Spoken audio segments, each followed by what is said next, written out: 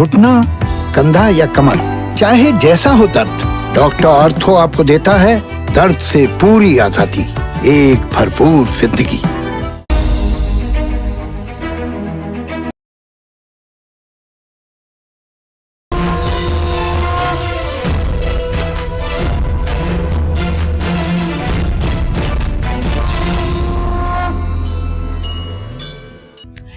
नमस्कार, बहुत बहुत स्वागत है आप सभी का। आप देख रहे हैं आपका अपना खास कार्यक्रम कालचक्र। मैं हूं आपके साथ आशा झा और मेरे साथ कार्यक्रम में आपकी हर एक समस्या का समाधान लेकर इस वक्त जुड़ चुके हैं प्रश्न कुंडली विशेषज्ञ पंडित सुरेश पांडे जी। बहुत बहुत स्वागत है पंडित जी आपका। धन्यवाद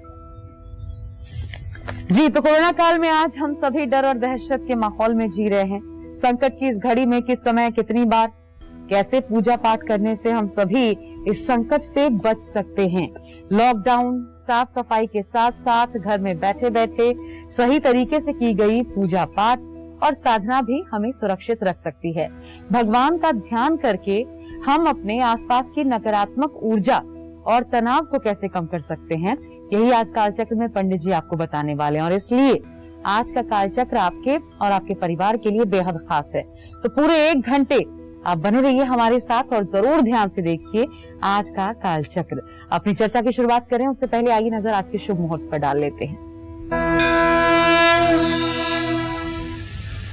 16 मई 2021 दिन रविवार। आज वैशाख शुक्ल पक्ष की चतुर्थी तिथि है, सुबह 10 बजे तक रहेगी। इसके बाद पंचमी तिथि शुरू हो जाएगी। आर्द्रा नक्षत्र सुबह 11:14 तक रहेगा। इसके बाद पुनर्वसु नक्षत्र शुरू होगा। सूल योग रात 2:52 तक रहेगा। इसके बाद गंड योग शुरू होगा। आज रवि योग बना हुआ है और आज के कुछ अशुभ मुहूर्त भी हैं जिन्हें आप जान लें। जैसे राहु काल रविवार होने के नाते शाम 4:30 बजे से 6 बजे तक रहेगा और भद्रा काल सुबह 10 बजे तक है। यमगंड काल दोपहर 12:18 से दोपहर 2 बजे तक है। गुलिक काल दोपहर 3:42 से 5:24 तक है।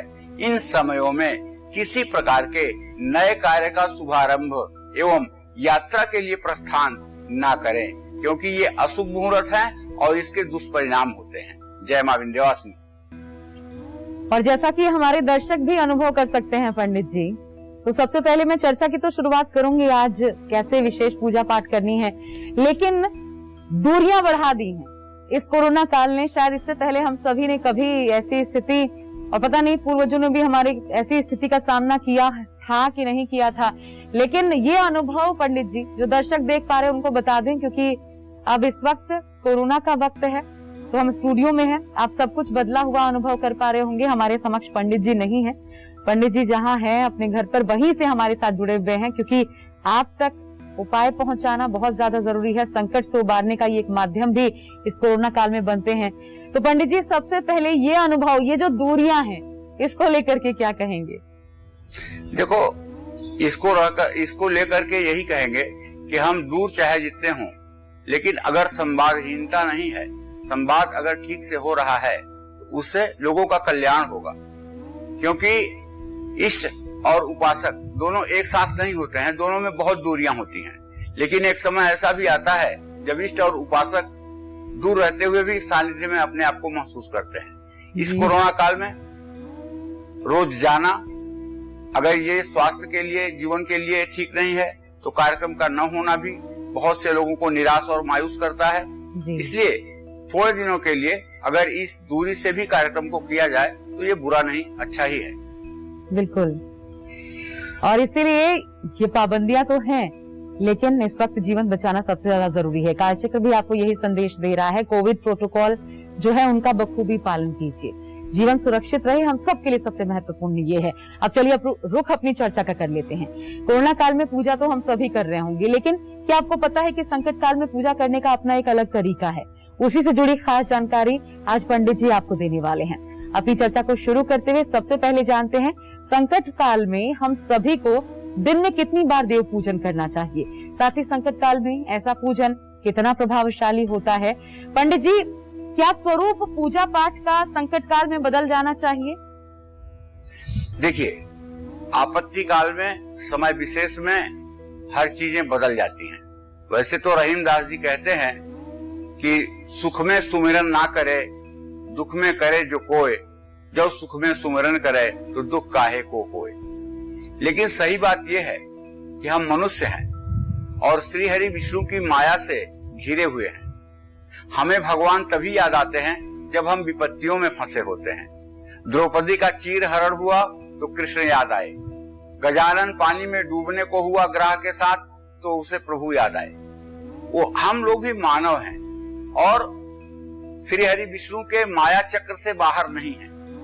इसलिए हम वैसे तो भगवान को याद करते हैं, लेकिन विपत्ति के आने पर, संकट के आने पर हर समय उन्हीं के श्री चरणों में अपने मन को, मनोयोग को लगा देते हैं। ऐसे में बताना चाहूंगा कि अगर संकट की घड़ी सामने आई है और उसको आपको टालना है तो आप किस तरह से अपने घर में बैठकर पूजा पाठ करें कि उसका लाभ मिल जाए, ये मैं आज आपको बताने वाला हूं। तो सबसे पहले मैं आपको बताना चाहूंगा कि संकट काल में आपको देव पूजन कितनी बार करनी चाहिए।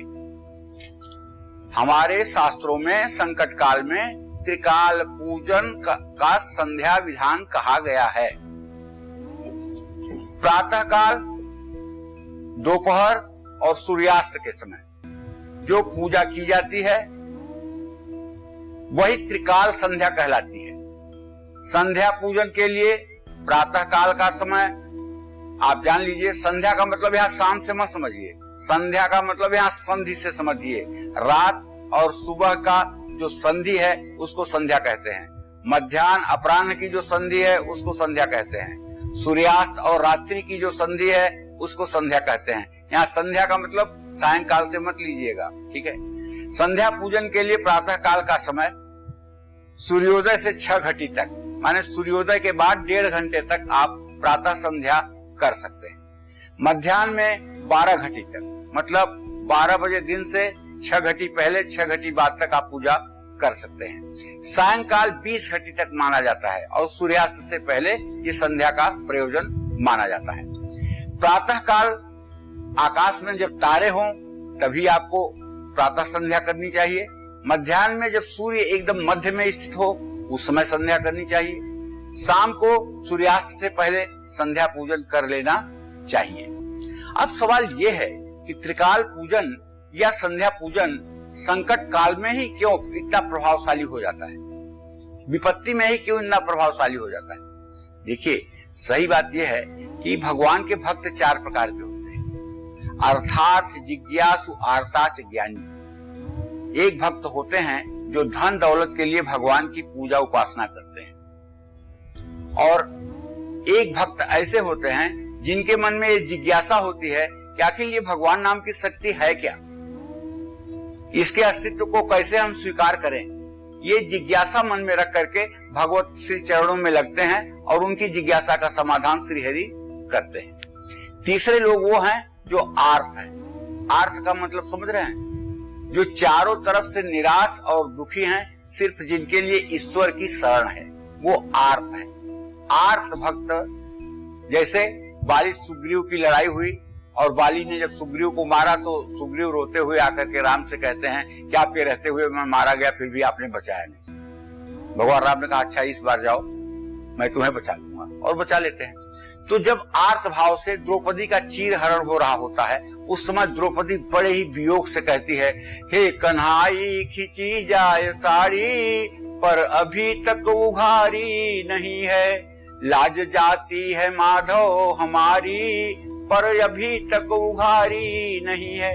इतना सुनते ही चल देते हैं प्रभु अपने स्थान से, और उनका पीताम्बर आगे आगे चलता है, पीछे पीछे प्रभु हैं, उसके पीछे गरुण।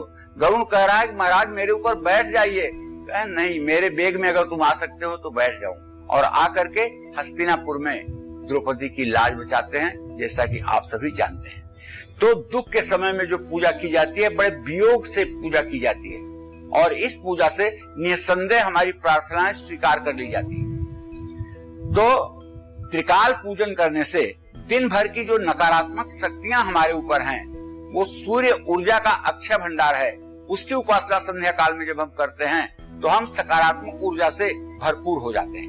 मौजूदा नकारात्मक ऊर्जा का समापन हो जाता है। त्रिकाल पूजन से मनोवांछित फल की प्राप्ति होती है। घर में संध्या बंदन से 1 गुना, गौ स्थान में जहां गौशाला हो वहां बैठकर संध्या करें तो 100 गुना, और किसी पवित्र नदी के किनारे, गंगा या यमुना के किनारे बैठ करके अगर संध्या करें तो 1,00,000 गुना, और अगर भगवान शिव के शिवालय में बैठ करके ये पूजा पाठ आप करें तो इसका फल अनंत गुना हो जाता है। त्रिकाल पूजन तीनों संध्याओं में किया जाता है और तीनों काल में पूजन के मंत्र भी अलग अलग हैं। जैसे प्रातः काल की संध्या में हम ब्रह्म स्वरूपा गायत्री का ध्यान करते हैं। मध्याह्न में, दोपहर में हम विष्णु स्वरूपा गायत्री का ध्यान करते हैं, और सायंकाल में हम शिव स्वरूपा गायत्री का ध्यान करते हैं, उनका पूजन करते हैं, उनके मंत्रों का जप करते हैं। ओम भूर्भुवः स्वः तत्सवितुर्वरेण्यं भर्गो देवस्य धीमहि धियो यो न प्रचोदयात्।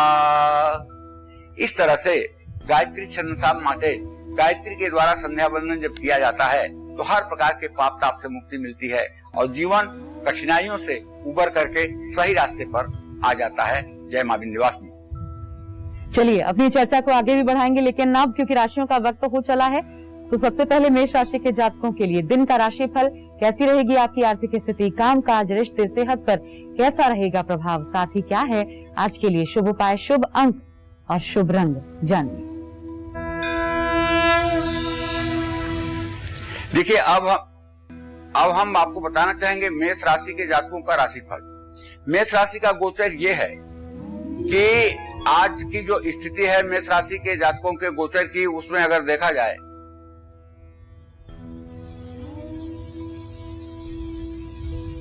तो मंगल की जो स्थिति है उसी बारे में हम सबसे पहले चर्चा करेंगे। मंगल इस समय मिथुन राशि में गोचर कर रहा है और मंगल के साथ इस समय चंद्रमा भी है। मेष राशि से 10वें स्थान में जहां शनि है वहीं एकादश स्थान में बृहस्पति है। ऐसे में आज जरूरत से ज्यादा खर्च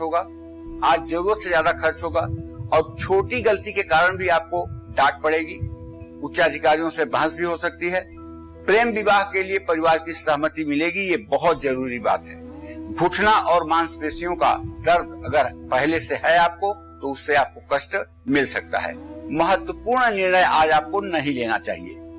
आज आपको नकारात्मक विचारों को अपने ऊपर हावी नहीं होने देना चाहिए और नकारात्मक बातचीत करने वालों के पास भी अपने आप को नहीं रखना चाहिए। आज चांदी की कोई चीज अपने पास में आप रखिएगा। शुभ अंक आपके लिए 4 है, शुभ रंग आपके लिए हरा है। जय मां विंध्यवासिनी। और अगर आप हैं वृषभ राशि के जातक तो कैसे बनेंगे आपके काम, देखिए अपना राशिफल, कैसी रहेगी आपकी आर्थिक स्थिति, कामकाज, रिश्ता और सेहत आज के लिए, साथ ही शुभ उपाय, शुभ अंक, शुभ रंग भी जानिए। देखिए वृषभ राशि के जातकों को बताना चाहूंगा कि आपके राशि में सूर्य, शुक्र, राहु और बुध की युति बनी हुई है और आपके भाग्य स्थान में शनिदेव विराजमान है। आज आप बच्चों के भविष्य के लिए कहीं पैसे का निवेश कर सकते हैं। अगर आप नौकरी करते हैं तो आज आपके सहकर्मियों से आपका तालमेल होना चाहिए और बच्चों के साथ समय बिताने की आप कोशिश करें। शरीर में अगर दर्द हो रहा है तो उससे राहत मिलेगी। जोश में आकर के होश ना खोएं। शिव मंत्रों का जप या शिव चालीसा का पाठ आपके लिए फायदेमंद होगा। शुभ अंक आपके लिए होगा 9, शुभ रंग आपके लिए होगा सुनहरा। जय मां विंध्यवासिनी। और क्या होता है पंचोपचार और षोडशोपचार पूजन, संकट काल में इस तरह का पूजन हम सभी के लिए कितना असरदार साबित हो सकता है, आइए ये भी जानते हैं पंडित जी से। पंडित जी, किस प्रकार की पूजन विधि है ये और कैसे लाभ पहुंचाता है? देखिए पूजन देवताओं का 3 प्रकार से किया जाता है। एक तो पंचोपचार, जैसा कि अभी आसान ने कहा, दूसरा षोडशोपचार जिसको 16 उपचार भी कहते हैं, तीसरा राजोपचार जो 64 प्रकार से किया जाता है। तो पंचोपचार वो है किसी देवता को गंधाक्षत, पुष्प, धूप, दीप, नैवेद्य इतनी वस्तुओं को समर्पित कर देना पंचोपचार कहलाता है। और षोडशोपचार ध्यान, आवाहन, आसन, पाद्य, अर्घ, आचमनी, स्नान, वस्त्र, उपवस्त्र, यज्ञोपवीत, हरिद्रा, गंध अक्षत, पुष्प, धूप, दीप, नैवेद्य, तांबूल, पुंगी फल, मंत्र पुष्पांजलि, प्रदक्षिणा और कर्पूर से आरती, ये षोडशोपचार पूजन है। तो पंचोपचार पूजन, इसमें मूर्ति या चित्र का पूजन किया जाता है। इसमें चंदन, फूल, धूप, दीप और नैवेद्य, ये 5 उपचार से देवताओं की मूर्ति पर ये चीजें समर्पित की जाती हैं। दूसरी विधि है षोडशोपचार। षोडशोपचार पूजन में देव पूजन किया जाता है। षोडशोपचार पूजन को मानस पूजा में भी आज जगत गुरु शंकराचार्य ने भगवती की पूजा के लिए वर्णन किया है। भगवान शिव की भी मानस पूजा है और मानस पूजा से षोडशोपचार पूजा करने से कई गुना ज्यादा फल मिलता है। और इस पूजा में मन में सगुण मूर्ति को कल्पना करके पूजन किया जाता है। तो निश्चित रूप से ये पूजा परम कल्याणकारी और चमत्कारी है। गृहस्थ में रहने वाले लोगों से मैं कहूंगा कि आप षोडशोपचार पूजन का ही अनुगमन करें। 16 उपचार से देवी देवताओं की पूजा करें। इन 16 उपचारों से आप जानते हैं 16 उपचार और श्री सूक्त में 16 मंत्र, पुरुष सूक्त के 16 मंत्र, रुद्र सूक्त के 16 मंत्र, इन 16 का बड़ा महात्म्य है। इसलिए षोडशोपचार पूजन का ही विधान किया गया है। और आगे ये भी जानेंगे कि किस किस प्रकार की पूजा लाभ दे सकती है, क्या हो उस पूजन की विधि, विस्तार से पंडित जी से। लेकिन उससे पहले एक बार फिर राशियों का वक्त है। तो अब मिथुन राशि के जातकों को बताते हैं दिन का राशिफल कैसा रहेगा आज आपका पूरा दिन। आपका संपूर्ण राशिफल जानिए।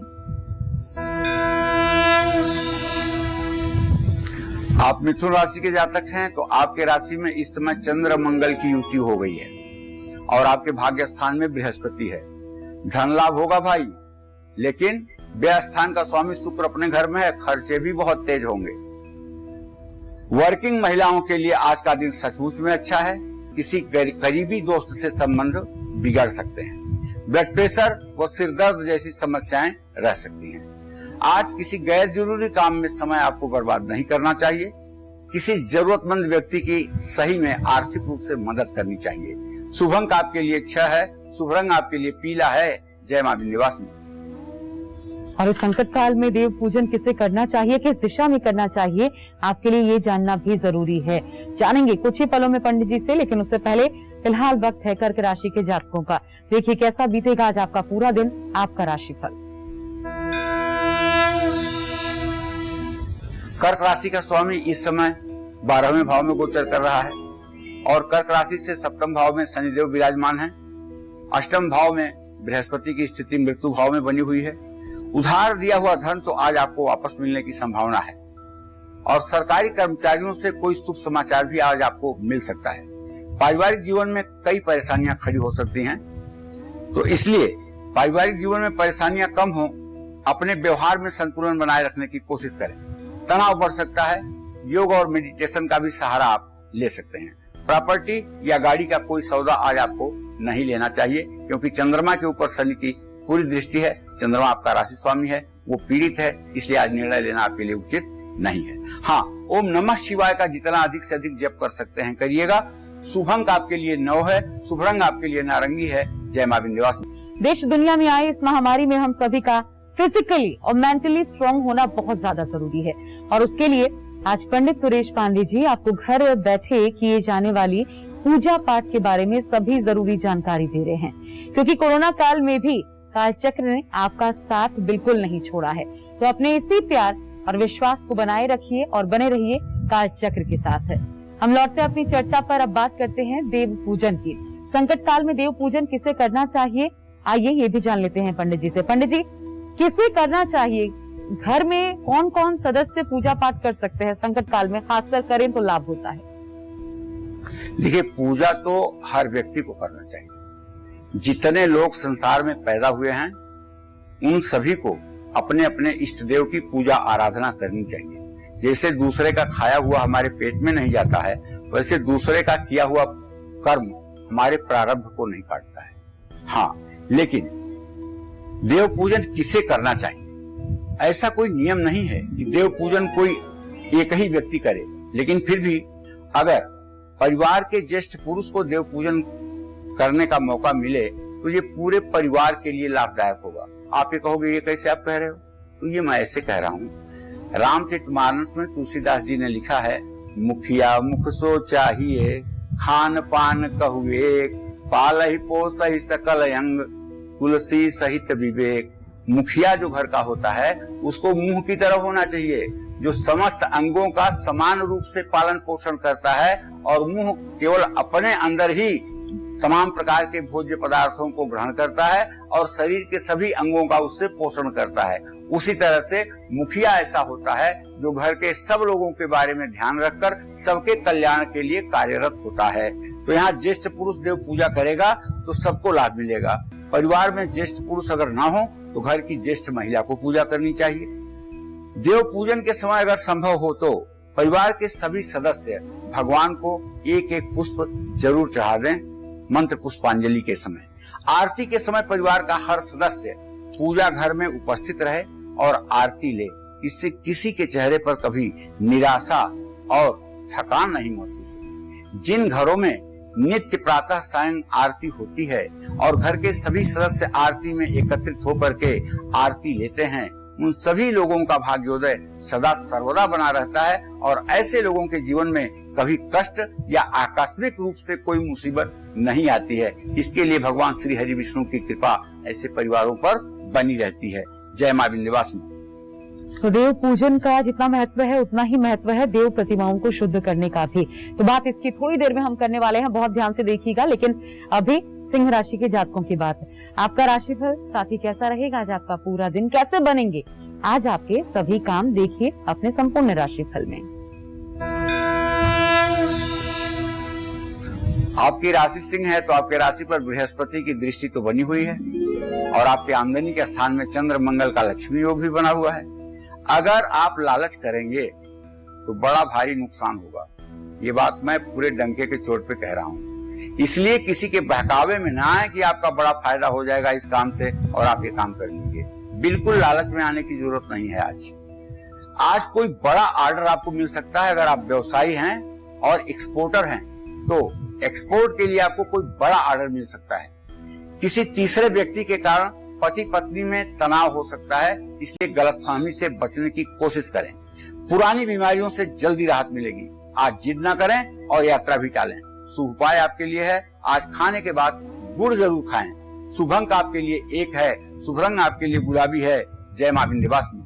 बहुत बहुत स्वागत है आपका। अपना नाम बताइए, कहाँ से बोल रहे हैं और प्रश्न पूछें पंडित जी से। मैडम मैं नासिक से बोल रहा हूँ, अनिल सरोज बोल रहा हूँ मैं। जी सरोज जी, अपना प्रश्न पूछिए। हाँ मैडम, मेरी बहन है, इसका शादी नहीं कर क्या नाम है आपका? सरोज। इनका नाम है सुषमा सरोज। हेलो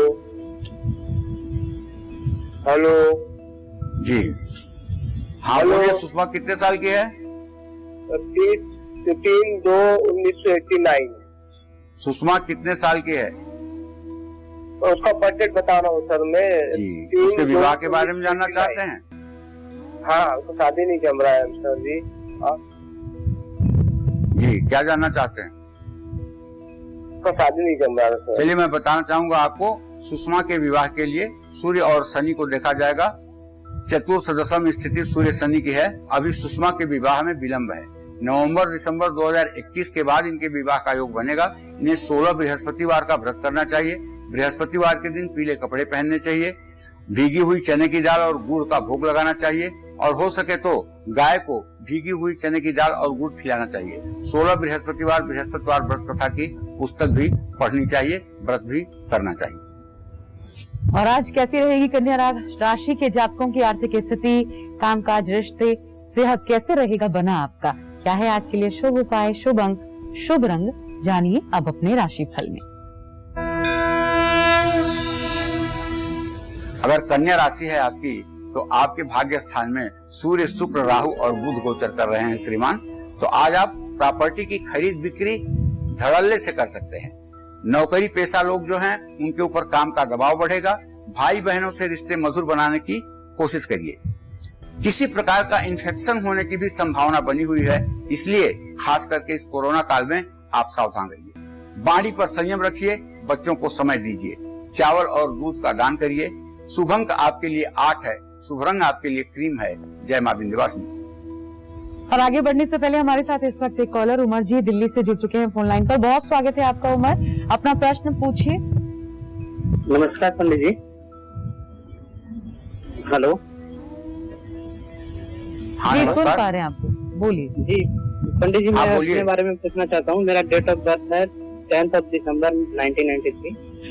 तो मैं ये चाहता हूँ सर कि मेरी कब तक मुझे सरकारी नौकरी लगेगी, क्योंकि मैं हर बार ना कभी 1 नंबर कभी 2 नंबर से मेरिट लिस्ट से रह जाता हूँ।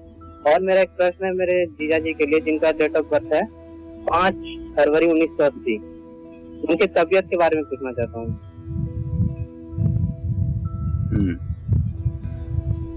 चलिए, सबसे पहले मैं आपके नौकरी के बारे में बता दूं। शनि और शुक्र दोनों ग्रहों का पंचम नवम का संबंध बना हुआ है। थोड़ा सा धक्का और दो, नौकरी मिल जाएगी। कोई बड़ी बात नहीं है सरकारी नौकरी आपके लिए। आप प्रतिभावान हैं, लेकिन परीक्षा के समय में आप घबराते हैं, आपको एग्जामोफोबिया होती है। आपको सूर्य के मंत्र का 10 माला जप 31 दिन जरूर करना चाहिए।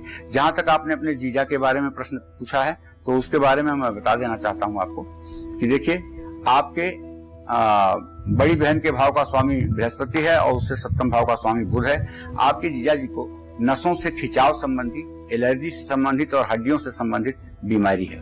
अगर ये सूर्योदय के समय किसी तरह से उठकर सूर्य को अर्घ्य देना शुरू करें और गायत्री मंत्र 24 बार बोलना शुरू करें और नहाने के बाद अपने पूरे शरीर में जो भस्म भगवान शिव को लगाई जाती है, वो भस्म विभूति 21 दिन अपने शरीर में लगाएं, तो निश्चित रूप से इनका रोग थोड़ी दवा से भी ठीक हो सकता है। और पूजा पाठ तो आप करते हैं, लेकिन उसके पहले देवी प्रतिमाओं को शुद्ध करना कितना इम्पोर्टेंट है, क्या आप ये जानते हैं? तो संकट काल में देव प्रतिमाओं को शुद्ध करने की अलग अलग विधि क्या है, वो भी जान लीजिए, बहुत जरूरी है। पंडित जी कैसे करें, क्योंकि सबसे पहला चरण यही होता है पूजा पाठ में, तो कैसे शुद्धिकरण सबसे बेहतर है? देखिए, देवी देवताओं की मूर्ति और प्रतिमा ये हमारे आस्था और श्रद्धा का केंद्र बिंदु है। देव प्रतिमा या देव चित्र को शुद्ध करने की अलग अलग विधि कही गई है। जैसे धातु की मूर्ति, यंत्र या शालिग्राम की शिला हो तो इन्हें जल से शुद्ध कर लेना चाहिए। मिट्टी की देव प्रतिमा हो तो उस पर फूल या तुलसी दल अर्पित करके उसे शुद्ध कर लेना चाहिए। देव चित्र को पहले सूखे कपड़े से पोंछना चाहिए, फिर गीले कपड़े से पोंछना चाहिए, एक बार फिर सूखे कपड़े से पोंछ करके उसे शुद्ध करना चाहिए। मिट्टी के मूर्ति को अगर आप ज्यादा पानी से स्नान कराएंगे या पानी से ज्यादा उसको धोने की कोशिश करेंगे तो मूर्ति का नुकसान होगा। इसलिए जिस तरह की मूर्ति हो उस तरह से उसके शुद्धि का विधान शास्त्रों में कहा गया है। तो देव पूजन से जुड़ी हर एक विशेष जानकारी आज के कार्यक्रम में पंडित जी आपको देने वाले हैं, इसलिए बहुत ध्यान से देखिएगा। संकट काल में ये पूजन इस महामारी के दौर से आपको उबार सकता है, बहुत महत्वपूर्ण है। अभी फिलहाल बढ़ते हैं आगे, बात तुला राशि के जातकों की। आज कैसा रहेगा तुला राशि के जातकों का पूरा दिन, कैसे बनेंगे आपके सभी काम, देखिए अपने राशि फल में। देखिए, यदि आपकी राशि तुला राशि है तो आपके लिए अब ये महीना थोड़ा सा अभी कम ठीक है, क्योंकि आपका राशि स्वामी इस समय मृत्यु भाव में वृषभ राशि में अपने राशि में ही गोचर कर रहा है। ऐसी स्थिति में आज शेयर बाजार में नुकसान आपको लग सकता है। अगर आप शेयर का काम बहुत चाव से करते हैं तो आज थोड़ा समझदारी से करिएगा। कारोबार में नुकसान की संभावना है। अविवाहित लोगों के लिए कोई अच्छा रिश्ता आ सकता है।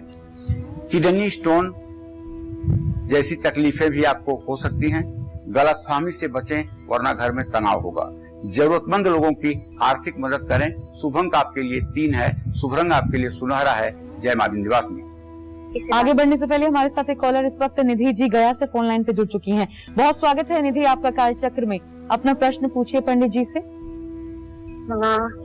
वो लाइन में है पंडित जी। जी आपको सुन पा रहे हैं, आप अपना प्रश्न पूछिए। हाँ महाराज जी, वो जी, राधे राधे।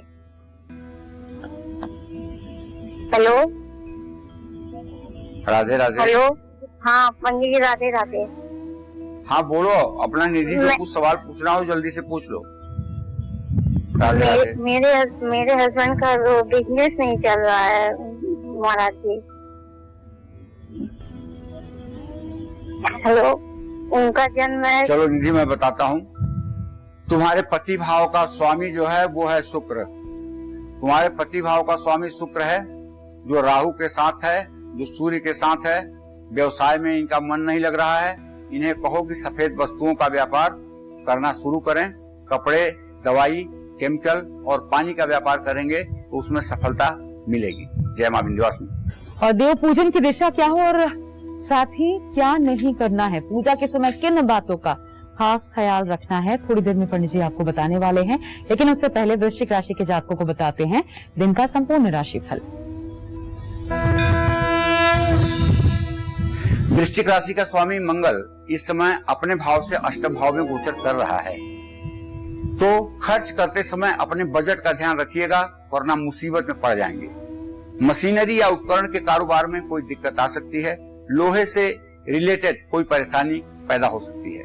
पार्टनर के साथ झगड़े बढ़ सकते हैं, लेकिन रिलेशनशिप नहीं टूटेगा। चोट लगने की संभावना बनी हुई है। आंखों में भी तकलीफ हो सकती है। वाणी पर संयम रखिए, हनुमान चालीसा का पाठ करिए और शुभ अंक आपके लिए 6 है, शुभ रंग आपके लिए लाल है। जय मां विंध्यवासिनी। हमारे साथ इस वक्त एक और कॉलर शुभम जी बरेली से फोन लाइन पे जुड़ चुके हैं। स्वागत है शुभम जी आपका, अपना प्रश्न पूछिए। पंडित जी नमस्कार। हेलो पंडित जी प्रणाम। हाँ नमस्कार पंडित जी, मेरा जन्म हाँ, समय है रात्रि 1 बजे और बरेली से, और जन्म तारीख है 26 जुलाई 1995। पंडित जी मुझे एक्चुअल में पता करना था कि मेरी आगे गवर्नमेंट जॉब हो सकती है या नहीं, एंड मेरी आगे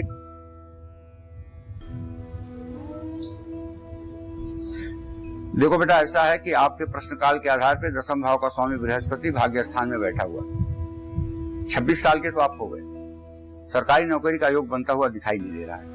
लेकिन मैं ये नहीं कहूंगा कि आप सरकारी नौकरी के लिए प्रयास बंद कर दीजिए, आप प्रयास करिएगा, लेकिन प्राइवेट सेक्टर में अपने आप को एडजस्ट कर लीजिए। यही समय है जब आप कहीं सफल हो सकते हैं। अगर इस समय में आपको सफलता न मिली तो फिर काफी जीवन निराशा से भर जाएगा। इसलिए तत्काल किसी काम को करना शुरू करिए, सरकारी नौकरी के लिए तैयारी करते रहिए, क्योंकि आपके प्रश्न के आधार पे आपकी किस्मत में सरकारी नौकरी का योग नहीं है। और पूर्व दिशा में ही की गई पूजा शुभकारी हितकारी होती है, ये तो कई बार आपको पंडित जी बता चुके हैं।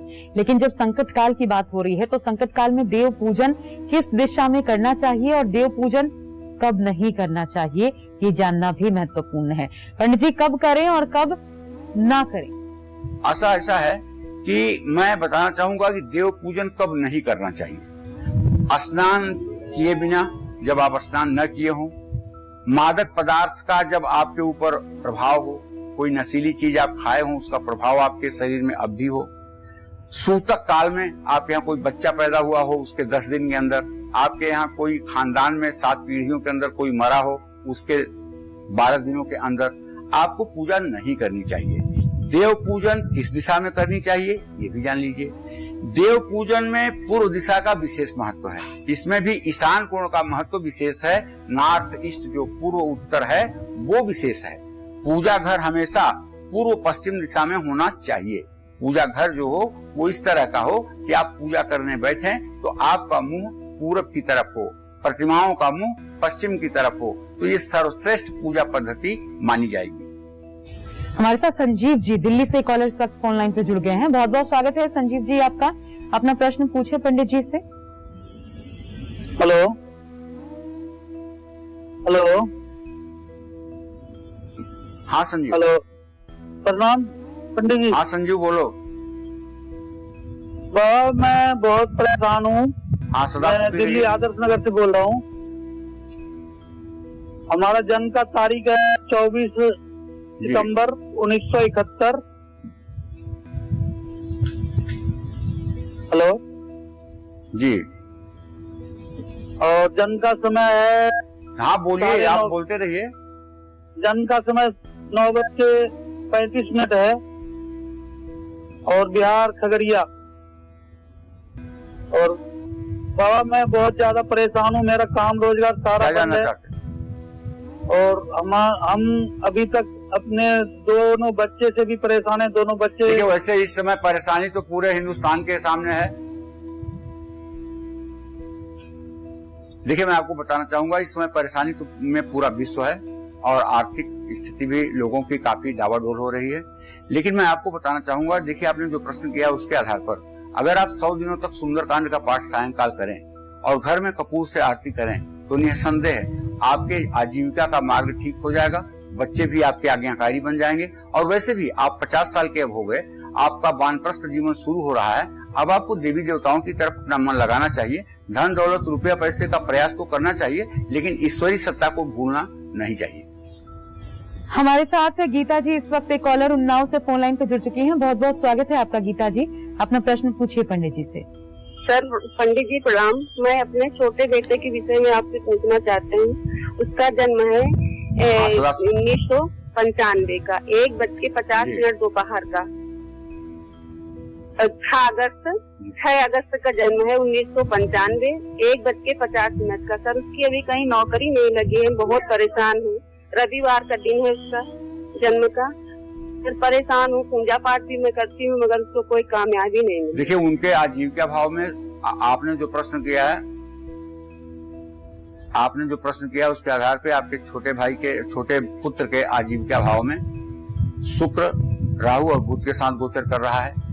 सबसे बड़ी समस्या ये नहीं है कि रोजगार परक नहीं हो पा रहे हैं, सबसे बड़ी समस्या है कि ये कोई अपना टारगेट फिक्स नहीं कर पा रहे हैं। ये अपने जिंदगी में ये निश्चित नहीं कर पा रहे हैं कि मुझे करना क्या है, मुझे चंडी पाठ करना है कि मुझे चौकीदार बनना है, ये तो डिसाइड कर ही नहीं पा रहे हैं। इसलिए ये असफल हो रहे हैं। और मैं आपको बता दूं कि जिस तरह से आपका प्रश्न है उस तरह के आधार पर मैं कह सकता हूं कि इनको चाहिए किसी सफल जीवन के सफल व्यक्ति से अपने बारे में सलाह लें।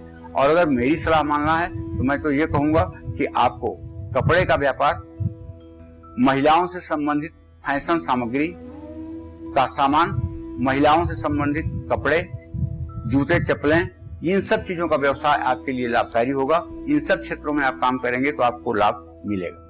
और चलिए अब बात करते हैं धनु राशि की। क्या कहता है धनु राशि वालों का राशिफल, आज कैसा रहेगा आपका पूरा दिन, देखिए अपने राशिफल में। धनु राशि से द्वितीय स्थान में, धन के स्थान में इस समय शनि देव का गोचर है। अगर ये बात देखी जाए तो हम आपको यही सलाह देंगे कि यदि आपकी धनु राशि है और चंद्रमा से स्थिति परस्पर सप्तम आपके राशि की है मंगल के साथ, तो आज पैसों का लेन देन हो सकता है तो ना करें। नौकरी पेशा लोग अपने काम पर पूरा फोकस करें, क्योंकि काम का टारगेट पूरा करने का आपके ऊपर दबाव बढ़ेगा। परिवार के साथ समय बिताएं, ये आपके लिए अच्छा होगा। और गले में इन्फेक्शन महसूस कर सकते हैं, डॉक्टर से तुरंत सलाह लेनी चाहिए, बिल्कुल देर नहीं करनी चाहिए, डरना नहीं चाहिए। कोई चीज आज खो सकती है, इसलिए अपने सामान के प्रति सावधान रहें। ओम नमः शिवाय का मंत्र जब आपके लिए लाभकारी होगा। शुभ अंक आपके लिए 5 है, शुभ रंग आपके लिए सफेद है। जय मां विंध्यवासिनी। और अब बात मकर राशि के जातकों की, आज आपका भाग्य कितना मजबूत है, किन बातों का आज विशेष ध्यान आप सबको रखना है, सावधान किन बातों से रहना है, जानिए अपने राशिफल में। देखिए, आपकी राशि मकर राशि है, तो आपके राशि में ही शनिदेव स्वयं गोचर कर रहे हैं। शनिदेव इस समय 19 अंश 18 कला पर आपकी राशि पर गोचर कर रहे हैं। और आपके राशि पर द्वितीय भाव में बृहस्पति और पंचम भाव में सूर्य, शुक्र, राहु और बुध की स्थिति है, संतान भाव में। ऐसे में मैं ये कहना चाहूंगा कि आपके व्यय भाव का स्वामी बृहस्पति जो पराक्रम स्थान में बैठ गया है द्वितीय भाव में आपके, वो ये कह रहा है कि आज आप पैसा अपने पर ही खर्च करेंगे। अच्छी बात है, करना भी चाहिए कभी कभी। कोई भी काम शुरू करने से पहले उसके बारे में पूरी जानकारी रख लीजिए, तब काम शुरू करिए, वरना काम बीच में रुक जाएगा और आप फांसी के पात्र होंगे। पूरे काम पर पहले होमवर्क कर लीजिए, फिर काम की शुरुआत करिए। दोस्तों से मतभेद आपके खत्म होंगे और रिश्ते फिर से मधुर बनने की संभावना है। बदलते मौसम के कारण खांसी जुकाम भी हो सकता है, लेकिन इसको लेकर के इतना ज्यादा भयभीत होने की भी जरूरत नहीं है। लेकिन दवाई भी, कड़ाई भी, इसकी जांच भी करवाने में कोई शर्म की बात नहीं होनी चाहिए। पहले काम शुरू करने से पहले किसी सफल व्यक्ति से सलाह लेना चाहिए, जो अपने जिंदगी के हर क्षेत्र में सफल हो। ऐसे व्यक्ति से अनुनय विनय पूर्वक अपने जीवन का मार्गदर्शन प्राप्त करना चाहिए। जल में चावल डालकर सूर्य को अर्घ देना चाहिए। और आपके लिए शुभ अंक 5 है, शुभ रंग आपके लिए केसरिया है। जय मां विंध्यवासिनी। और पंचांग देखने मात्र से कैसे प्रसन्न होंगी मां लक्ष्मी, ये बहुत अचूक जानकारी पंडित जी थोड़ी देर में आपके साथ साझा करने वाले हैं। लेकिन उससे पहले आइए बात अब कुंभ राशि के जातकों की कर लेते हैं। आज कैसे बनेंगे कुंभ राशि के जातकों के सारे काम, आज आपका दिन कितना शुभ है, किन बातों से सावधान रहना है, क्या है आपके लिए शुभ उपाय, शुभ रंग और शुभ अंक जानिए अपने राशिफल में। देखिए, अगर आपकी कुंभ राशि है तो आपके राशि में इस समय स्वयं देवगुरु बृहस्पति विराजमान है। चतुर्थ भाव में सुख स्थान में सूर्य, शुक्र, बुध और राहु की स्थिति है, लेकिन वहीं संतान भाव में उपासना के स्थान में चंद्र मंगल की युति दमदार है। 12वें भाव का शनि है, बस यही बात है। तो मैं ये कहना चाहूंगा कि आप किसी की मदद करिए, मैं मना नहीं कर रहा हूं, लेकिन अपना बजट देखकर कहीं दूसरे की मदद करने में आपका संतुलन न बिगड़ जाए, तो इस बात का ध्यान दीजिएगा। दूसरी बात, आज कोई नया काम शुरू मत करिएगा, क्योंकि आज आपका जो शरीर भाव का स्वामी है वो चंद्रमा से छठा आठवां है, इसलिए आज का दिन शायद आपके लिए थोड़ा सा कम अच्छा होगा। जीवन साथी से तकरार हो सकती है, इसलिए दोनों में से जो बुद्धिमान हो उसी को इस तकरार को बचाना चाहिए और जीवन साथी से तालमेल बनाकर रखना चाहिए। अगर आपकी उम्र 60 साल से ज्यादा है तो आपके जोड़ों में दर्द की समस्या हो सकती है। अपना समय बर्बाद न करें, माँ दुर्गा की विधिवत उपासना करें। शुभ अंक आपके लिए 1 होगा, शुभ रंग आपके लिए नीला होगा। जय मां विंध्यवासिनी। पंचांग को देखने, पढ़ने, सुनने और घर में रखने से आपकी कौन सी 5 मनोकामनाएं पूरी हो सकती हैं और आपको मिलेगा माता लक्ष्मी का आशीर्वाद। चलिए ये जान लेते हैं पंडित जी से। पंडित जी, पंचांग को महज देखने, पढ़ने और सुनने मात्र से ये कितना हितकारी होता है? देखो, ऐसा सही बात तो बताऊं कि पंचांग को परमानेंट जो अपने पास रखता है, केवल रखने मात्र से वो विद्वान हो जाता है। पंचांग को अपने पास रखने वाला विद्वान हो जाता है। पंचांग का भारतवर्ष में एक और नाम है पत्रा। पूरे साल का ये एक तरह से कैलेंडर जैसा है। पंचांग नाम इसका क्यों पड़ा? तो इसलिए पड़ा कि तिथि, नक्षत्र, योग, करण, ये 5 चीजें ऐसी हैं जिसका समावेश इसमें है, जिसके कारण ये जो है पंचांग कहलाता है। तो हिंदू धर्म में पंचांग का विशेष महत्व है। आपको कोई भी शुभ कार्य करने के लिए सर्वोत्तम समय देखना है, मुहूर्त देखना है, तो उसके लिए आपको पंचांग का ही सहारा लेना पड़ता है। 5 अंगों के मिलने से बनता है पंचांग, जैसा कि मैंने अभी बताया आपको। तिथि, वार, नक्षत्र, योग और करण, यही 5 चीजें ऐसी हैं जो पंचांग को पंचांग नाम देती हैं। सनातन धर्म में पंचांग का पठन पाठन श्रवण शुभ माना जाता है, इसलिए भगवान श्री राम भी पंचांग का श्रवण करते थे साल के पहले दिन। हर मनुष्य को जीवन में शुभ फल की प्राप्ति के लिए हर रोज पंचांग देखना और बोलकर पढ़ना चाहिए। शास्त्रों के अनुसार पंचांग में तिथियों को देखने, पढ़ने और सुनने से माँ लक्ष्मी की कृपा प्राप्त होती है, क्योंकि आपको तिथि का ज्ञान रहेगा तो आप सही कार्य करेंगे। पंचांग में वार, दिन आज कौन सा है, ये देखने और पढ़ने सुनने से आयु बढ़ती है। पंचांग में नक्षत्र को देखने, सुनने, पढ़ने से पाप का नाश होता है और पंचांग में योग देखने से, पढ़ने सुनने में रिश्ते मजबूत होते हैं और आपको स्नेह मिलता है। और पंचांग में करण देखने, पढ़ने और सुनने से सभी तरह की मनोकामनाएं पूरी होती हैं। इसलिए मैं तो कहूंगा कि अगर आपकी ज्योतिष में जरा सी भी जिज्ञासा है तो आप पंचांग अपने घर खरीद कर लाइए और रोज आधे घंटे पंचांग को कहीं से खोलकर पढ़िए। एक दिन ऐसा जरूर आएगा जब मैं दावे के साथ कहता हूं कि आप अच्छे ज्योतिष के जानकार और मर्मज्ञ बन जाएंगे। बिना किसी के मार्ग निर्देश या बिना किसी के पढ़ाए भी आपको ज्ञान हो सकता है, लेकिन पुस्तकी भवेद विद्वानः, जो पुस्तक रखते हैं वही विद्वान होते हैं। तो पुस्तक का संचय, पंचांग का संचय जरूर करिए। जय मां विंध्यवासिनी। चलिए, इस बहुत खूबसूरत जानकारी के बाद अब बात करते हैं मीन राशि के जातकों की। अगर आपकी भी राशि है मीन राशि, तो आज आपका भाग्य कैसे चमकेगा, कैसे बनेंगे आज आपके सभी काम, देखिए अपने राशि फल में। आज तो मीन राशि के चतुर्थ भाव में सुख स्थान में चंद्रमा मंगल की युति बनी हुई है। ये युति बहुत अच्छी कही जाएगी और बुध का शुक्र के साथ होना ये अपने आप में एक और अच्छी बात है, क्योंकि द्वितीय तृतीय का सम्मेलन पराक्रम भाव में हो रहा है। तो आज आपका पुराना रुका हुआ पेमेंट वापस मिलेगा, इसमें कोई संदेह नहीं है। लेकिन कारोबार में जल्दबाजी में नुकसान भी हो सकता है। किसी दोस्त या पड़ोसी से आपका वाद विवाद बढ़ सकता है, हो सके तो ये वाद विवाद ना होने दें। गलत खान पान के कारण पाचन बिगड़ेगा। जिद ना करें, परिवार के लिए भी समय निकालें। 108 बार गायत्री मंत्र का जप करें। शुभ अंक आपके लिए 2 होगा, शुभ रंग आपके लिए आसमानी होगा। जय मां विंध्यवासिनी। तो चलिए इसी के साथ उम्मीद करते हैं कि आपको आज का हमारा विषय बहुत पसंद आया होगा। कल फिर एक नए विषय के साथ और आपकी परेशानियों को दूर करने के लिए ढेरों उपायों के साथ हम दोबारा हाजिर होंगे पंडित सुरेश पांडे जी के साथ। पंडित जी, बहुत बहुत धन्यवाद आपका भी कार्यक्रम में शामिल होने के लिए। धन्यवाद। और इसी के साथ कालचक्र की पूरी टीम को इजाजत दीजिए, लेकिन देश दुनिया की खबरों के लिए आप देखते रहिए न्यूज़ 24। जड़ी बूटियों से बना पेट सफा आयुर्वेदिक चूर्ण आज ही ले आएं। पेट सफा पहली रात से ही असर दिखाता है और इसकी आदत भी नहीं पड़ती। पेट सफा, हर रोग दफा।